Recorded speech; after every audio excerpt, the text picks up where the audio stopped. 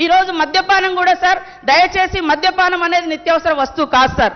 దాన్ని ఖచ్చితంగా తగ్గియాలి. ఇవాళ మద్యపానం అన్ని సమస్యలకు కూడా మూల కారణం అవుతుంది. అత్యాచారాలు జరుగుతున్నాయి, హత్యలు జరుగుతున్నాయి.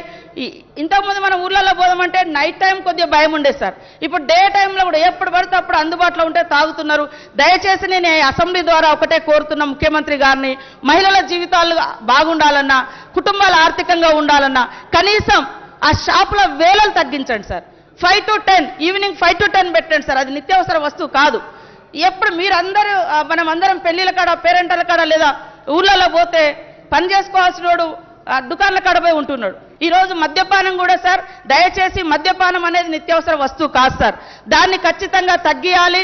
ఇవాళ మద్యపానం అన్ని సమస్యలకు కూడా మూల కారణం అవుతుంది. అత్యాచారాలు జరుగుతున్నాయి, హత్యలు జరుగుతున్నాయి. ఇంతకుముందు మనం ఊర్లలో పోదామంటే నైట్ టైం కొద్దిగా భయం ఉండేది సార్. ఇప్పుడు డే టైంలో